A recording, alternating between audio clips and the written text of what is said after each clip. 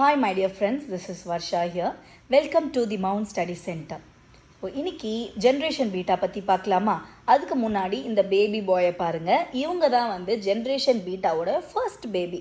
So India's first generation beta baby named Frankie Remruatdika Zadeng. He was born in Mizoram. So இந்த generation பீட்டாவில் யார் யாரெல்லாம் வருவாங்க அப்படின்னா, அதுக்கு ஒரு பீரியட் கொடுத்துருக்காங்க. 2025 2039 இருக்கிற எல்லா குழந்தைங்களுமே are called as generation beta. So, Frankie was born on January 1, 2025 at 12:03 a.m. at Serenade Hospital at Dirtlang of Mizoram capital, Aizawl. So, இந்த ஜென்ரேஷன் பீட்டாவில் என்ன சிக்னிஃபிகன்ஸ் அப்படின்னா, அட்வான்ஸ்டு ஏஐ டெக்னாலஜியில் வளருவாங்க. ஃபார் எக்ஸாம்பிள், இப்போ அவங்க பிறக்கும் போதே டேப்ன்ற விஷயம் வந்து அவங்களுக்கு ரொம்ப ஒரு காமன் கிரவுண்டாக இருக்கும். Because every one has it. So அவங்களுக்கு வந்து அது எதுவுமே புதுசாக தெரியாது. அதே மாதிரி டெக்னாலஜிஸு, ரொபோட்டிக்ஸு எல்லாத்துலேயுமே வந்து அவங்களுக்கு ரொம்ப ஃபெமிலியராக இருப்பாங்க.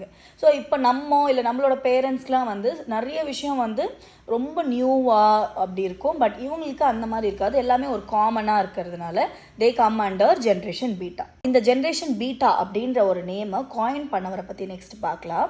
So he is the futurist and demographer. So டெமோகிராஃபர்னா என்ன?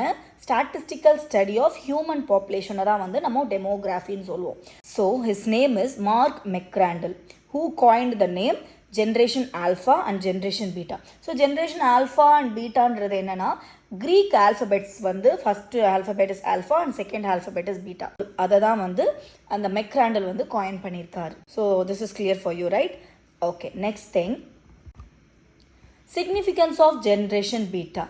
ஸோ இப்போ நம்ம ஆல்ரெடி பார்த்துட்டோம், generation beta is the people born between 2025 to 2039.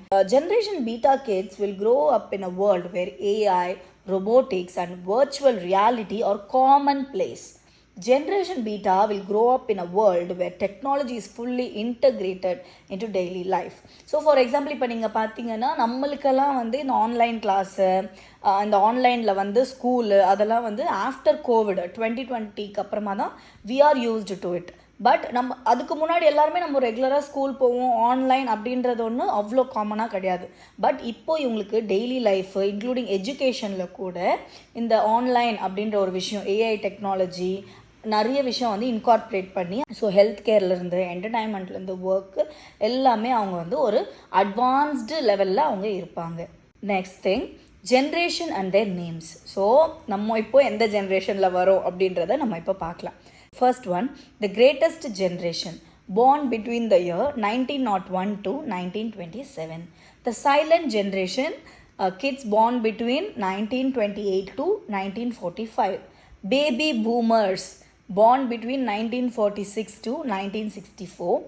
Generation X, born between 1965 to 1980. Next comes the millennials, Generation Y, the children born between the year 1981 to 1996. Next comes the Generation Z or Gen Z, born between the year 1997 to 2012.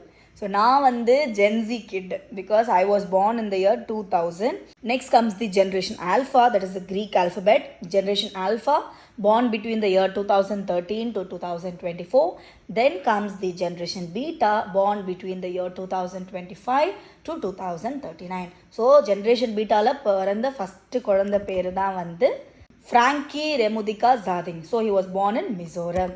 So இந்த ஃபேக்ட்ஸை ஞாபகம் வச்சுக்கோங்க. So next நீங்கள் என்ன பண்ண போகிறீங்கன்னா, நீங்கள் எந்த ஜென்ரேஷனில் வருவீங்க, ஜென்சியா, மில்லேனியலா, ஜென் எக்ஸா அப்படின்றத மறக்காமல் எனக்கு கமெண்ட் பண்ணுங்கள். ஸோ இந்த மாதிரி கரண்ட் அஃபேர்ஸ் தெரிஞ்சுக்க please do follow me and kindly subscribe to my channel the mount study centre. So next இன்னொரு இன்ஃபர்மேட்டிவான வீடியோவில் வந்து உங்களை நான் பார்க்குறேன். தேங்க்யூ ஃபார் வாட்சிங். பாய்.